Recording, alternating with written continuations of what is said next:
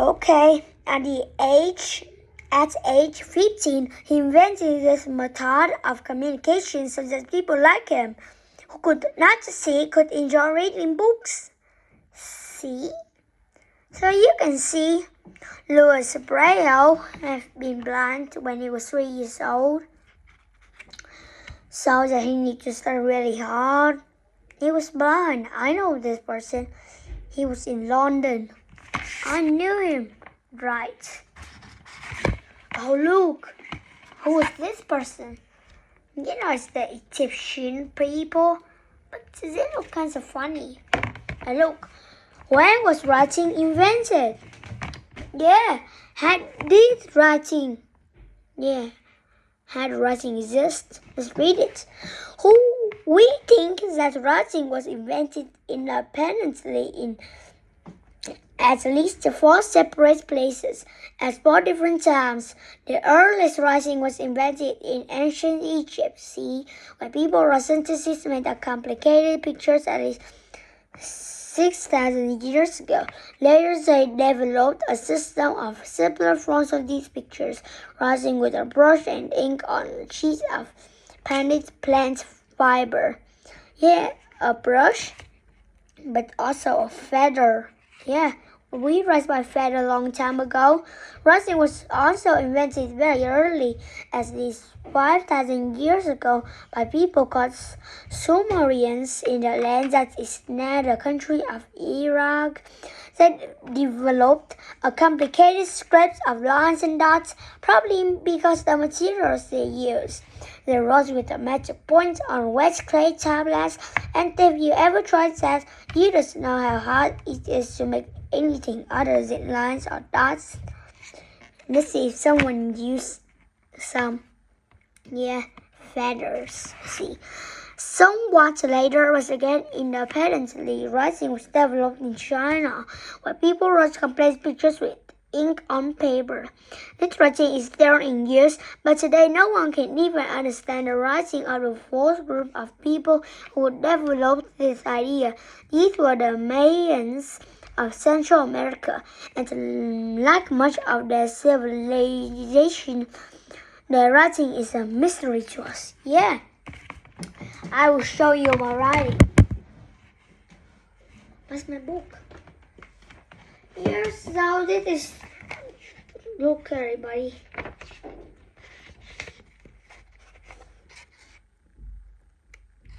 This is the writing of today as primary school. We write like this. See, so you see it's really different. It's really different from old kinds of writing a long time ago. Yeah. I don't know what kinds of it is. Let's read more. Who invented Christmas cards? Sending and receiving Christmas cards every year is now custom, but it wasn't always so. People used to exchange holiday greetings in person. Later, they sent handwritten notes through the mail. In 1823, the head of the United States Post Office complained that because of the increased volume of mail at Christmas Day, he would have to hire 16 more mailmen to deliver them. The first printed Christmas card was designed in London, England in 1843. Printed cards quickly became popular in England, then in Germany, but it wasn't until 1875 that printed Christmas cards gained popularity in North America. That year, Louis Sprague, the father of the American Christmas card, began printing and selling cards with colored pictures on them. Since then, millions and millions of Christmas cards have been sent to the world around. Who invented the bicycle? What's going on here? Look at this. A woman going really crazy. Look, let's read this. The first bicycle was invented in about 17 1790 by a Frenchman. That is 200 years more when my mom was born. My mom was born. Yeah. What? Con ghi xuống dưới này này. Còn một dòng nữa con thấy à? What is it? Don't know anything. By a Frenchman, the Comte de Sèvres. Wow. It was called a chariot or a wooden horse. It had no pedals.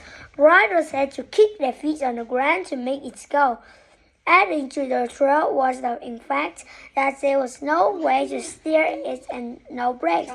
Since then, many inventors have added improvements to create the type of bicycles you ride today. Brakes, handlebars, pedals that are linked to the wheel, gears, rubber tires, a padded saddle, and much more.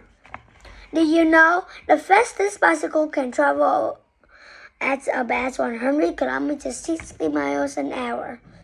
Ooh, the bike is very low and rider lies backwards inside a lightweight shell that looks like a little racing car. Look, one wheel is big and the one wheel is super tiny. What's going on there? Who invented the wheel? Yeah. Where does that come from? That really like, yeah, I know what they make of. They make hard rubber. When they are filled with air up the tire, the wheel really strong and all that beaten stuff. Who invented the wheel? The wheel was invented so long ago that we have no way of knowing who thought of it first. There is no doubt about one thing. However, the wheel is one of the most important inventions ever. Just think of the difference between carrying a heavy load of groceries and being able to pull it home in a cart. Our earliest ancestors carried anything they had to move, and they probably didn't move very much. At some point, they got the idea of using animals like donkeys, horses, and oxen to move heavy loads. Then about 6,000 years ago, it happened. Somebody made a cart, something an ox could pull, and then put wheels on it, so that the same ox could pull a much heavier load. Around the same time, someone first made a pottery on a potter's wheel. It's possible that the invention of the potter's wheel came first. The first wheels were solid, but after a while, people figured out how to make spoke wheels, which were much lighter. This happened around 5,000 years ago, probably somewhere in the area of the modern countries of Iraq, Iran, and Pakistan. They were still today. How did the frisbee get its name? Because let's go, frisbee, go! What do you think it's got its name? Do you think that it can fly so hard that it's got frisbee? Let's read it. When Walter Frederick Morrison invented... How much is this now? Oh, we are going really fast. When Walter Frederick Morrison invented a toy disc that would fly through the air, he called it a flying saucer. A flying saucer. That was a toy. I have last time my daddy bought me a toy that called a flying space saucer. Then my brother used a broom and destroyed it. It is a saucer. It was designed to look like a spaceship from another planet. He was in for a surprise when the company that sold flying saucers visited Yale University in Connecticut. The salesperson was already playing a flying saucer game. They used old pies made by the local Frisbee pie company and yet Frisbee every time they made a throw. So the new plastic flying and saucer was being named Frisbee. See?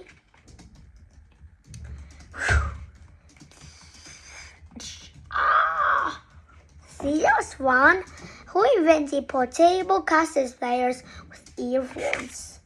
Oh, it's just right here. 20. Who invented portable cassette players with earphones? The people at the Japanese firm of Sony were disappointed. They had been trying to make a miniature version of their cassette recorders. The parts that played cassettes could be made small, but the parts that recorded would not. They decided to forget the idea. One day, an important person in the company heard about the research. He had a clever idea: send a miniature cassette players with earphones so people could listen to their favorite music as they walked around. What a success! No one even thought to ask why the new Sony Walkman didn't record anything. That was fun, yeah. Oh yeah, oh yeah, oh yeah, oh Jesus, oh yeah, I love this song. Screeches Wild Fall. I can hear a song too. Every film have a song when it starts. When was the toothbrush invented? I know what it is. A long time ago in China, there was a man who killed a pig. Giddy bones that put some leaves on, having a toothbrush too. That was amazing. For thousands of years, people have been taking care of their teeth by brushing them. The first toothbrushes were twigs that were frayed at the end to make bristles. They were called chew sticks. Not until 500 years ago did people try making toothbrushes with bristles. There was a problem. Pigs' bristles were too hard and horse hairs were too soft. What would make a really, really good bristle? Yeah. A pig's bristle was too hard and a horse hair was too soft. So the first toothbrush was non-bristles were invented in the days when our grandparents were young in 1938. Over the years, Mommy, Grandma, I think the first toothbrush with non-bristles was invented when Grandpa and Grandma were alive. It's not your time yet. You're too small. You haven't been born yet. Grandma and Grandpa have been born now. So that was the time when they are going to have a toothbrush yet. I was amazing. Interested. Over the years, toothbrush makers worked hard to perfect the line on bristles so they felt just right and did a good job. Has anyone invented a really good way to get people out of bed? Imagine a cold stone building with no heating. Bonjour, good morning. Bonjour, no, Imagine that it is winter time and you have to get out of bed very early in the morning to go and say prayers. About 1,000 years ago, monks in Europe had to deal with that problem. They had water clocks that measured the time by the amount of water they found, and they linked it up to a gong. Clang, clang, clang. The first alarm clock was invented. Much later, people invented mechanical clocks that could chime, play a little tune, or let out a noisy ring. Today you can get electronic clocks that buzz, beep, or even turn on your radio. A few will make your heart ring.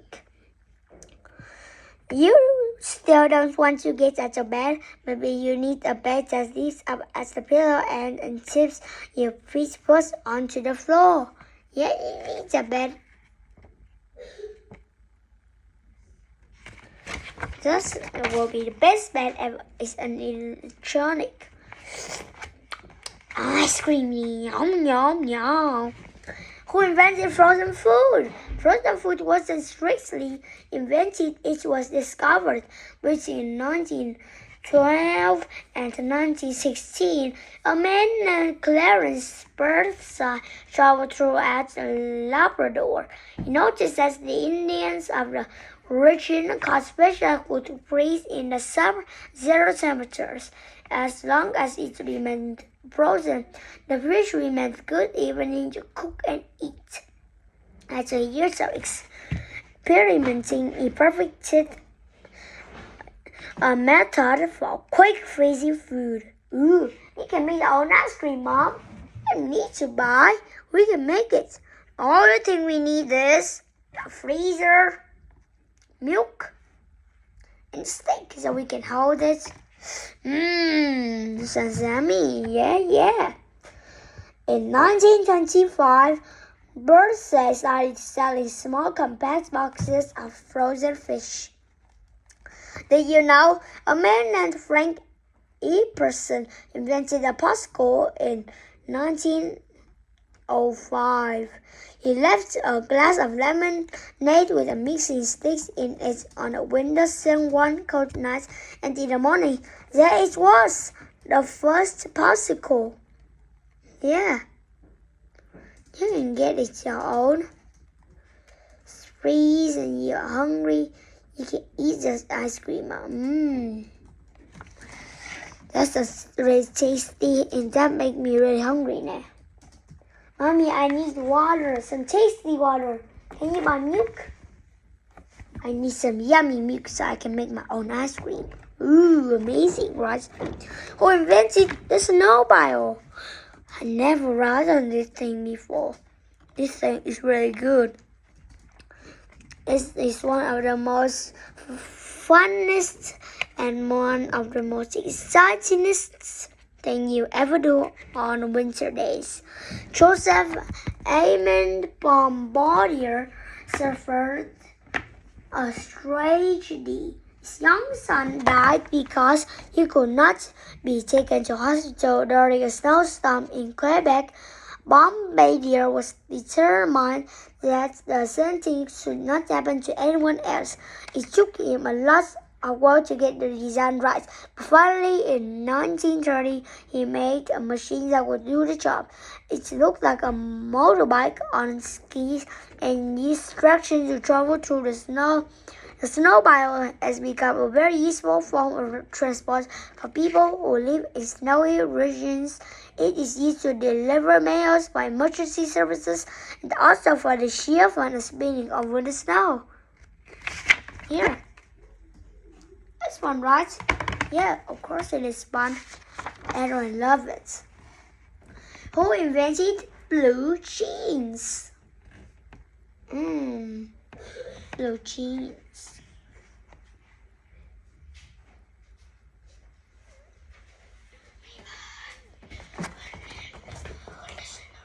Who invented blue jeans? At one time, blue jeans were mostly worn by cowboys, farmers, and miners. Today, almost everyone owns at least one pair of blue jeans. The man who invented them was Levi Strauss, who came to the United States from Bavaria in 1847 when he was 17. Strauss saw the need miners had a sturdy pair of canvas pants. He hired a tailor to make a pair and soon he was in business. Everyone seemed to want a pair of Levi's pants. He opened a factory to mass produce them, always looking for ways to improve his products. He found a chunk of soft and comfortable cloth in a small town in France called Nimes, pronounced Nîmes. It was called such then cloth of Nimes, shortened to denim. Strauss switched to using denim in his factory. He dyed it blue and started a new fashion and a new industry. The name blue denims was changed to blue jeans when Levi switched to a similar cloth that come from a town in Italy called Chino, which French weavers called chins. This is the origin of our word jeans. Blue jeans, black jeans. Yeah. Who invented zippers? A century ago, people used buttons and laces to fasten the clothes, shoes, and boots. Boots and buttons from top to bottom. So putting them on and taking them off took a lot of time. The first zipper, patented in Chicago in 1893 by an engineer named Whitcomb Truson, was designed to replace buttons on boots. It was called a slide fastener and was made of metal. Nobody paid any attention to Truson's invention. 20 years later, Swedish-American engineer Gideon Sundback designed a lighter, more dependable fastener. There were still problems with it, though. Made of metal, the fasteners rusted easily. To avoid this, people unstitched them from the garments before washing and sewed them back in when the clothes were dry. Also, because they were such a new idea, manufacturers had to adapt instructions to any item they had one. Rust-proofing solved the first problem in the early 1920s. About the same as the B.F. Goodrich Company began to make galoshes with slide fasteners because of the zipping made galoshes with sand slide made when it was pulled up and down. The company called them zipper boots. The name caught on, the fasteners became zippers.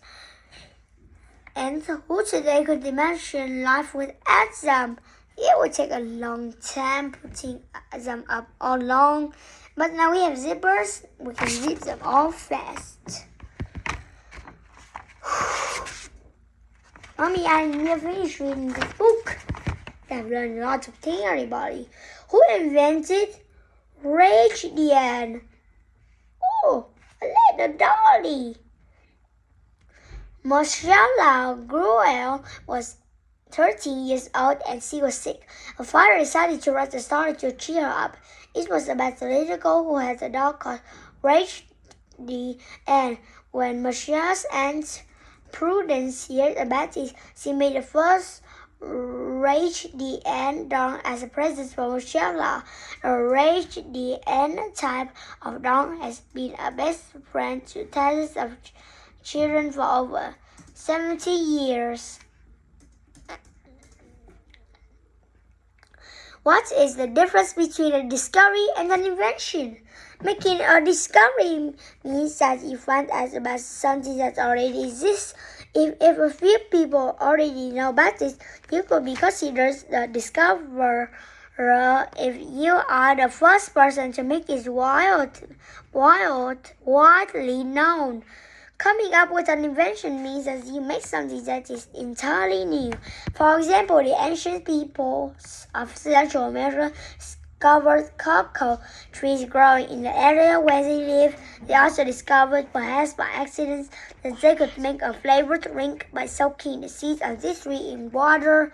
About 400 years ago, European explorers discovered Central America, its people, the cocoa trees, and the drink cocoa. That's it! It is! Did you know? M&M's were named after the inventors Forrest Moss and Bruce Booties. M&M's were invented in 1940. About 150 years ago, people in Europe thought about new ways to use the cocoa seeds or cocoa beans. They found a way to grind them up and mix the paste with milk and sugar to create, when you guessed it, solid chocolate. Since then, people have been inventing all kinds of wonderful candies from chocolate. Hey, it's mine, it's mine, it's mine. So yummy. Did you know Thomas Edison's first major invention was a stock ticker for printing stock exchange quotations in brokers' offices? He was 21 at the time and he received $40,000 for his patents. Why do inventors buy the patent need for their inventions? You have hit on a real problem, because inventors are mainly something that is entirely new. They usually have to make the parts themselves using whatever they have. Less than 50 years ago, an Englishman named Christopher Cockerell had the idea that he could build a machine that would travel on a cushion of air. For his first successful experience, he used a cat food can, a coffee can, a vacuum cleaner, and kitchen chaos. From this first beginning, he went on to design the air cushion vehicle, or hovercraft. Do inventors become rich and famous? Not always. If you invent something really wonderful, you will have to work hard to become rich and famous. You will have to make lots of copies of your invention and sell them. You will also have to make sure that no one else copies your great idea. Still, there is a hope. In recent years, a young man named Bill Gates invented such wonderful new ways to program computers that he became the world's youngest billionaire just a few years after he left school. That means he had more than 1,000. He had $1 billion. Think what you could buy with that. So goodbye, friends. See you later.